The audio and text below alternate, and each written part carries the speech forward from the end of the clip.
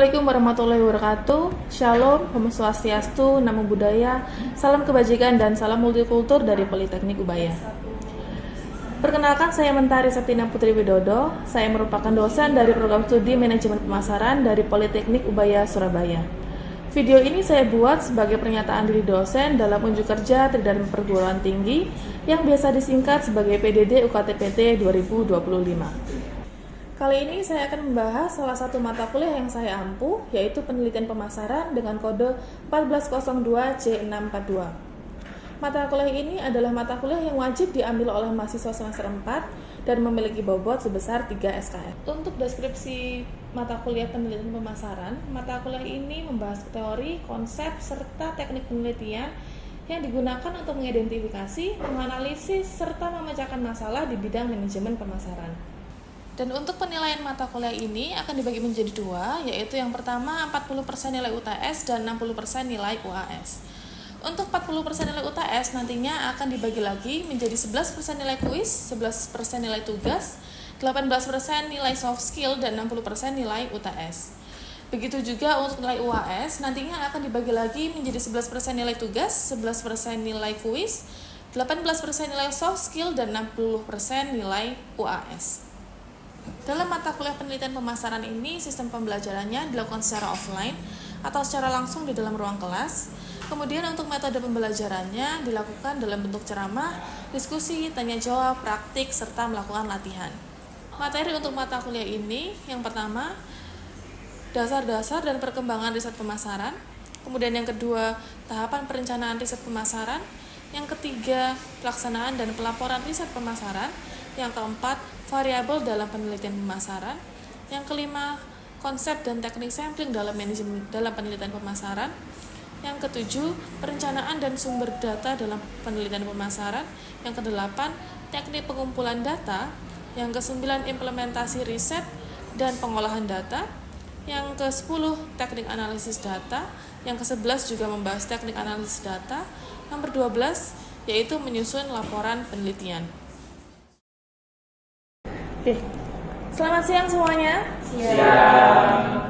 Oke, kali ini di mata kuliah penelitian pemasaran kita akan membahas materi baru, yaitu adalah materi terkait variabel penelitian.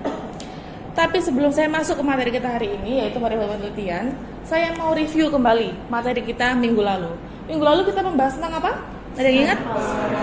Oke, sampel. Kita minggu lalu membahas tentang sampel, bagaimana cara teknik pengambilan sampel, dan lain-lain.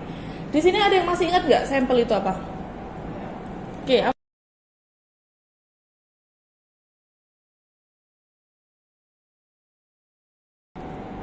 Oke, ya betul. Jadi sampel itu adalah sebagian kecil dari populasi. Populasi itu kan besar ya. Sampel itu adalah sebagian kecilnya dari populasi yang kita fokuskan untuk kita lakukan penelitian. Karena kenapa, kan nggak mungkin ya, misalkan populasinya itu adalah orang seluruh Indonesia. Apakah kamu mau menanyakan pendapatnya orang satu Indonesia satu-satu? Nggak mungkin kan? Makanya itu kita perlu sampel. Kemudian kemarin sampel itu teknik pengambilannya itu ada berapa? Dua. Apa aja yang ingat? Probability sampling dan non-probability sampling. Oke, betul. Ada dua, probability sampling dan non-probability sampling. Probability sampling itu yang kalau misalkan kita pemilihan sampelnya acak, sedangkan non-probability sampling itu ketika kita pemilihan sampelnya itu ada kriteria tertentu.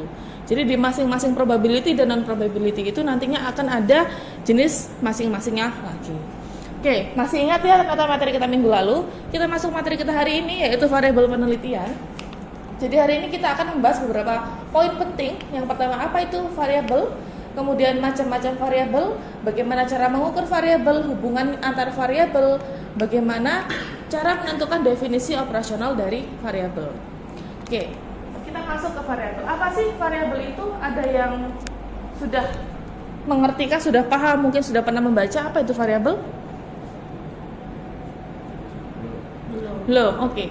Jadi di sini secara teoritis variabel itu apa sih? Variabel itu adalah segala sesuatu yang menjadi fokus perhatian dari penelitian. Jadi inti utama dari penelitian yang kalian mau jadikan fokus itu kita sebut sebagai variabel.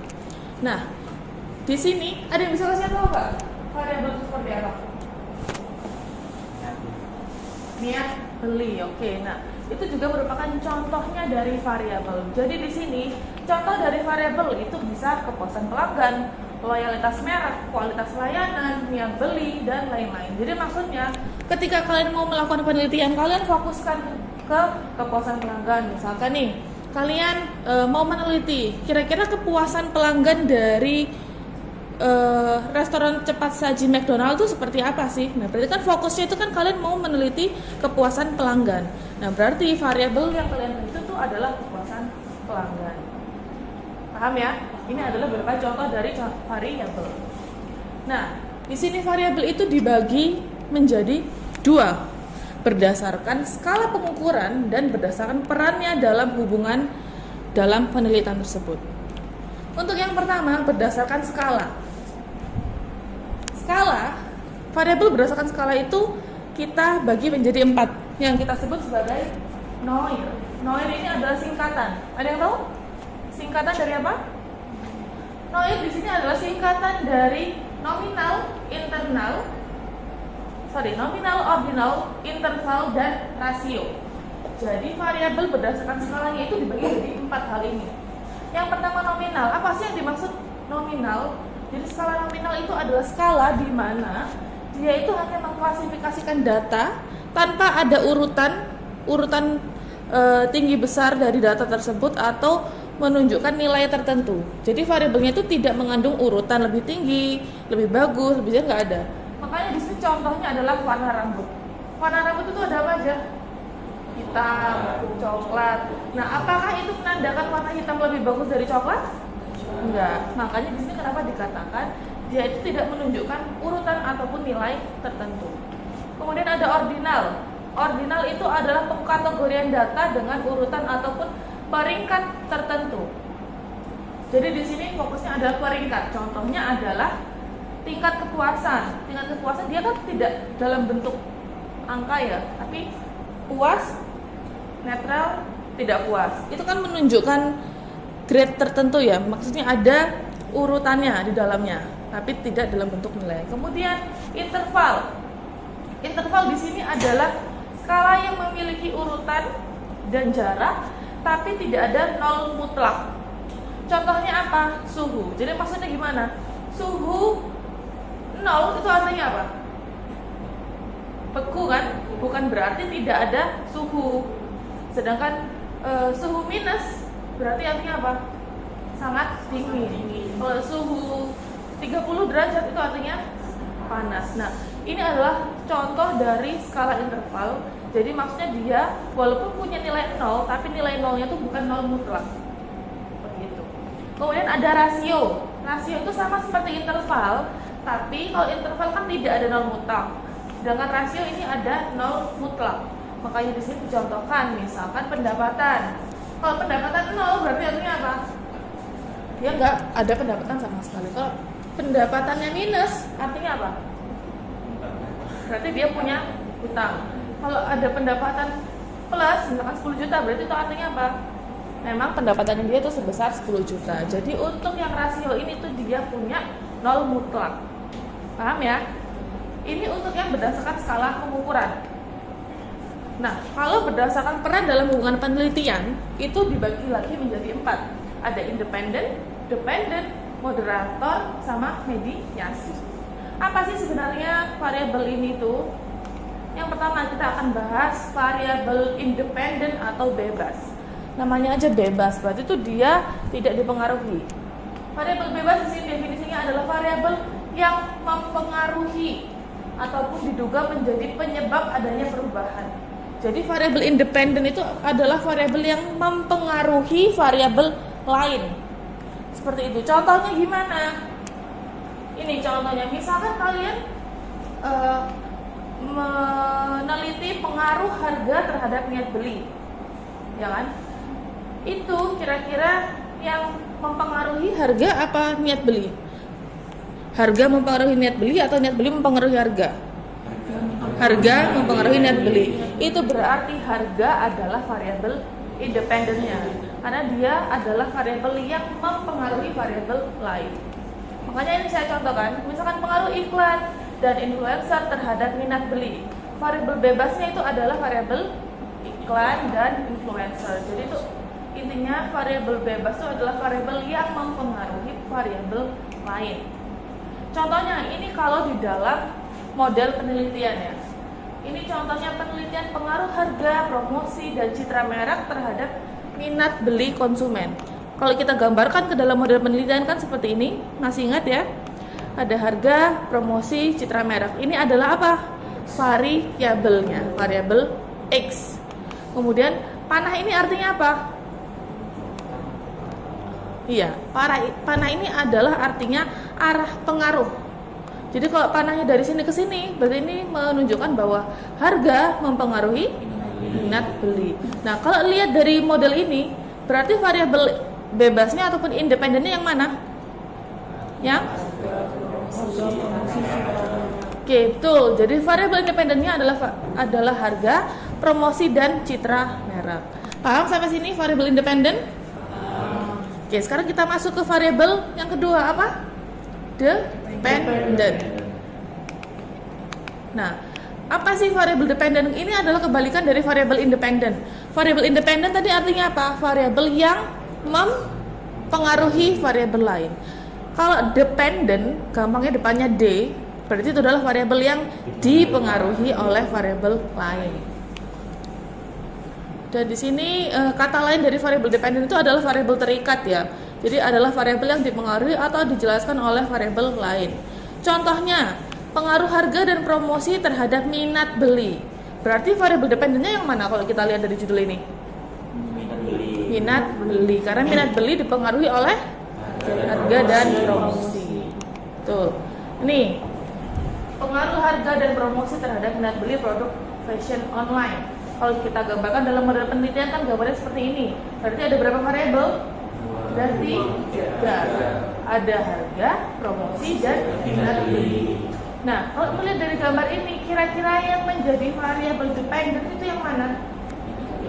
Yang betul, yang minat beli. Karena minat beli dipengaruhi oleh harga dan promosi. Oke, paham ya? Itu adalah 2 variabel utama dalam sebuah penelitian. Pasti ada X, pasti ada Y. Kemudian ada variabel lagi. Tadi yang ketiga adalah variabel moderator. Jadi variabel moderator ini boleh ada, boleh enggak tergantung dari si peneliti tersebut. Apa sih yang dimaksud dengan variabel moderator? Moderator itu berarti apa? Ada yang tahu? Jadi di sini variabel moderator itu adalah variabel yang yang memperkuat ataupun memperlemah hubungan antara X dan Y. Tadi X itu adalah variabel independen, Y adalah variabel dependent. Nah, moderator itu adalah variabel yang memperkuat kedua hubungan tersebut. Seperti itu. Maksudnya gimana sih? Jadi variabel moderator itu menjelaskan kapan ataupun dalam kondisi apa pengaruh variabel bebas terhadap variabel terikat itu lebih kuat ataupun lebih lemah, ataupun bahkan berubah arahnya. Gimana sih maksudnya? Jadi misalkan ini contohnya ya. Ini pengaruh endorsement selebgram terhadap minat beli produk fashion dengan gender sebagai variabel moderator ataupun moderasi. Kalau kita gambarkan, independennya adalah promosi, dependennya adalah minat beli. Ini artinya apa? Promosi berpengaruh terhadap minat beli. Kan ini ada kata-kata gender sebagai variabel moderator. Menggambarkan variabel moderator itu gimana? Itu berarti di luarnya sini. Di luarnya sini panahnya kemana? Panahnya bukan ke arah variabel, tapi ke arah panahnya. Ini artinya apa? Gender itu akan memperkuat ataupun memperlemah hubungan antara promosi terhadap niat beli. Logikanya gimana? Gender itu ada apa aja? Laki-laki dan perempuan. Ini kan promosi, itu kalau ada promo, maka minat beli orang itu akan semakin tinggi ya. Tapi karena demoderasi gender ini maksudnya ketika perempuan yang melihat adanya promosi, itu maka kemungkinan niat belinya perempuan itu akan semakin tinggi dibandingkan laki-laki. Jadi maksudnya seperti itu. Variabel moderator itu adalah gender.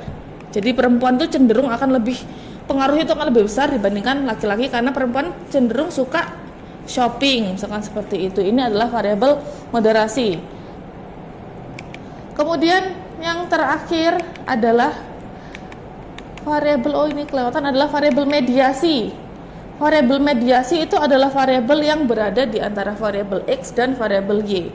Jadi ada di tengah-tengahnya ya. Kalau ini kan promosi ke minat beli, gendernya di sini.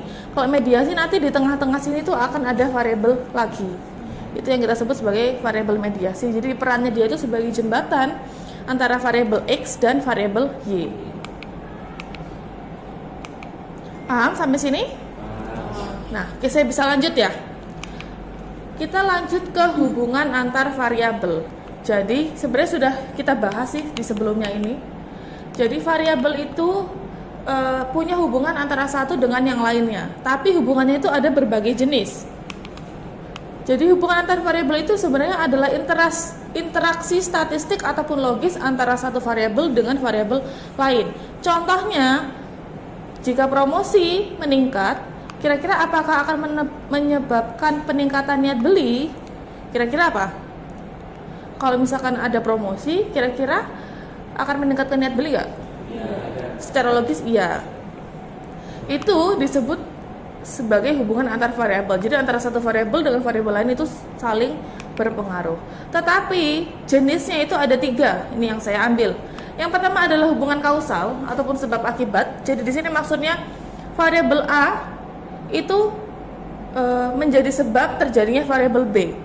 Jadi misalkan ya kayak tadi tuh, ketika dikasih promosi, niat belinya akan naik. Berarti itu kan karena ada promosi mengakibatkan niat beli naik. Itu yang kita sebut sebagai sebab akibat. Kemudian ada hubungan asosiatif dan hubungan resiprokal. Kalau hubungan asosiatif ini adalah hubungan yang keduanya itu saling memiliki korelasi tapi belum tentu saling mempengaruhi. Sedangkan kalau resiprokal itu adalah hubungan balik. Jadi A bisa mempengaruhi B, B bisa mempengaruhi A. Ini adalah perbedaannya ya. Kalau asosiatif ini dia mempunyai keterikatan ataupun keterkaitan, tetapi belum tentu ada pengaruh sebab akibat di dalamnya. Sedangkan resiprokal itu adalah kedua variabel saling mempengaruhi, yang saya bilang tadi, A ke B, B ke A. Kemudian hubungannya satu arah atau tidak jelas arah pengaruhnya. Kalau resiprokal itu dua arah. Jadi ya kalau kita gambarkan dalam panah ya.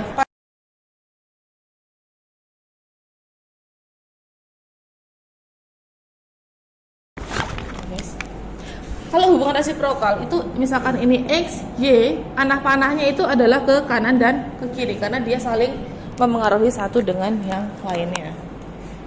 Oke, ini adalah beberapa perbedaan antara antara variabel hubungan resiprokal dan asosiatif.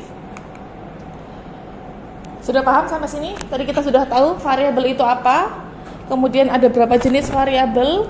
Sekarang kita belajar cara mengukur variabel.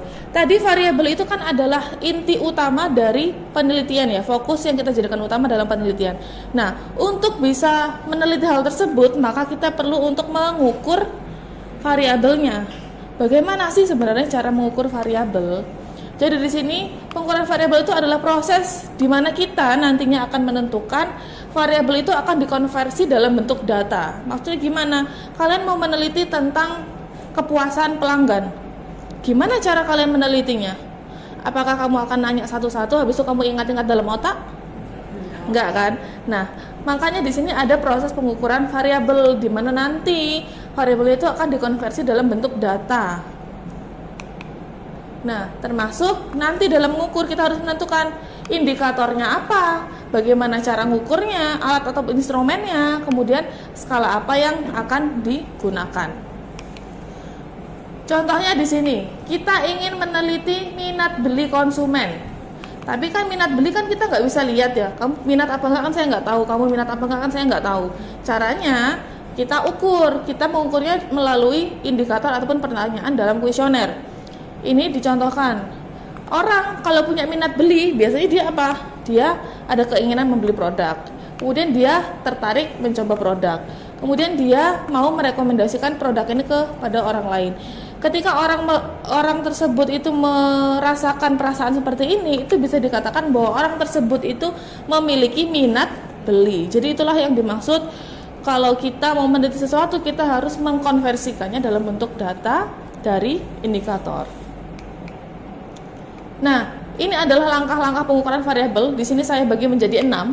Yang pertama kita harus menentukan variabelnya dulu seperti apa, definisi konseptualnya seperti apa, operasionalnya seperti apa, menentukan indikatornya. Setelah indikatornya tahu, kita tentukan mau pakai skala apa nanti indikator tersebut. Yang terakhir adalah menyusun instrumen penelitian. Kemudian yang kedua adalah menentukan definisi konseptual. Jadi definisi konseptual ini adalah definisi teoritis. Secara teori, variabel tersebut itu definisinya apa. Ini adalah contohnya definisi minat beli menurut Schiffman dan Kanuk. Kemudian menentukan definisi operasional. Apa sih definisi operasional itu? Definisi operasional ini adalah definisi konseptual yang dioperasionalkan, ya. Jadi menjelaskan bagaimana variabel itu akan diukur dalam konteks penelitian tersebut, seperti itu. Jadi misalkan ini definisi minat beli adalah kondisi psikologis dalam diri konsumen yang mencerminkan kecenderungan untuk membeli sesuatu. Misalkan kalian mau meneliti minat beli produk iPhone, misalnya gitu ya, berarti definisi operasionalnya tinggal ambil ini adalah suatu kondisi psikologis dalam diri konsumen yang mencerminkan kecenderungan untuk membeli produk iPhone. Itu adalah definisi operasional. Intinya dioperasionalkan definisi konseptualnya. Ini contohnya yang seperti yang saya jelaskan tadi. Kemudian menentukan indikator. Indikator itu adalah alat cara mengukurnya. Jadi masing-masing variabel itu akan memiliki indikator tersendiri. Di sini didefinisikan indikator itu adalah pertanyaan ataupun item pertanyaan yang bisa digunakan untuk mengukur variabel. Jadi misalkan nih kalian mau meneliti niat beli, kalian tuh nggak ngawur, bikin pertanyaannya tuh nggak ngawur, tapi harus berdasarkan indikator. Indikator didapat dari mana? Bisa dari penelitian sebelumnya ataupun dari buku teori seperti itu. Contohnya, variabel kepuasan konsumen, indikator itu berupa kepuasan terhadap kualitas produk, terhadap pelayanan, terhadap harga, kemudian ada niat beli ulang. Jadi ketika orang itu mencerminkan keempat hal ini, itu bisa dikatakan bahwa dia adalah konsumen yang merasa puas, seperti itu. Kemudian langkah yang selanjutnya yaitu menentukan skala pengukuran. Kalian mau pakai skala apa? Ada banyak, ada skala Likert, Goodman, Thurstone, semantik, sama Staple. Tapi di sini umumnya skala yang dipakai itu adalah skala Likert. Ada yang tahu skala Likert itu apa? Skala Likert itu adalah skala yang biasanya itu dari 1 sampai 5. 1 itu sangat tidak setuju. 2 tidak setuju, 3 netral, 4 setuju, 5 sangat setuju. Nah, itu adalah skala Likert. Itu adalah skala yang paling umum digunakan dalam kuesioner. Ini contohnya seperti ini. Ketika kalian menyusun instrumen, jadi tadi ketika kalian sudah tahu indikatornya apa, item-item pertanyaannya apa, kemudian sudah tahu mau pakai skala apa, misalkan mau pakai skala Likert, tahap selanjutnya kalian harus menyusun instrumen penelitian dalam bentuk kuesioner. Contohnya seperti ini. Nanti ini adalah skala Likert, makanya di sini dituliskan ada SS, sangat setuju, setuju, ini netral, tidak setuju, ataupun sangat tidak setuju. Jadi nanti kalian hanya mencentang terhadap pernyataan tersebut. Jadi kalian memposisikan diri sebagai pernyataan ini, kira-kira perasaan kalian terhadap pernyataan tersebut itu seperti apa. Oke, itu aja materi kita hari ini terkait variabel. Sudah paham ya? Saya rasa. Oke, ada yang mau ditanyakan kah teman-teman? Oke, Syarif, apa?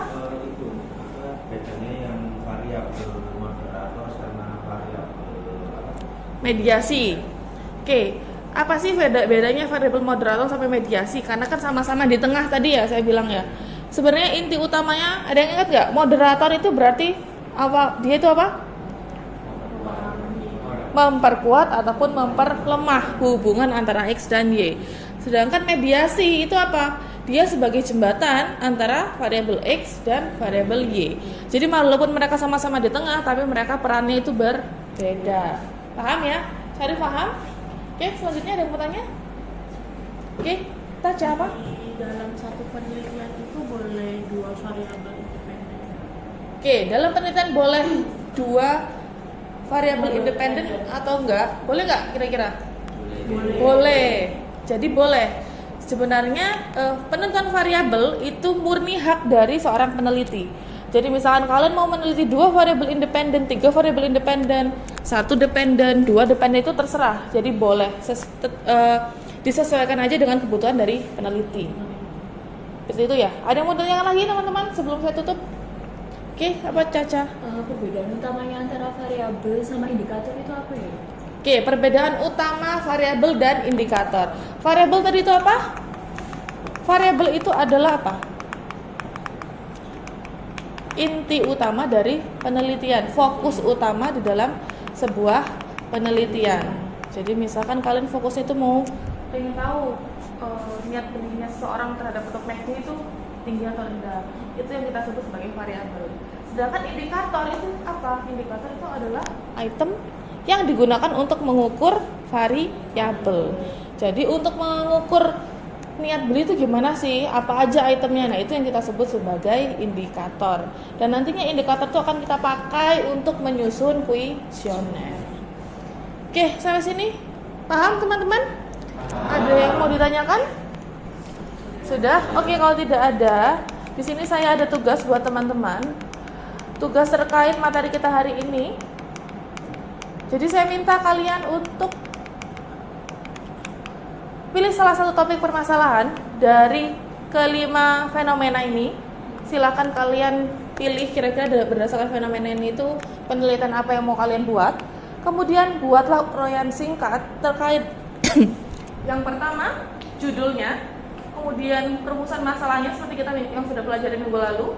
Kemudian identifikasi variabel seperti yang saya jelaskan tadi. Berdasarkan judul yang kalian buat, identifikasikan variabel bebasnya apa, terikatnya apa, moderator ataupun mediasinya apa jika ada. Kemudian tentukan definisi konseptual, operasional. Kemudian setelah itu tentukan ataupun cari indikator dari masing-masing variabel yang kalian teliti. Oke, paham? Oke, sampai sini paham tentang tugasnya teman-teman? Oke, silakan dikerjakan. Kalau misalkan ada yang tidak paham bisa menghubungi saya langsung aja ya. Nanti mungkin misalkan ada yang mau diskusi bisa kita bahas lebih lanjut. Baik, terima kasih atas kehadirannya. Cukup sekian kelas kita hari ini. Selamat siang. Assalamualaikum warahmatullahi wabarakatuh. Waalaikumsalam warahmatullahi wabarakatuh. Makasih ya teman-teman. Thank you.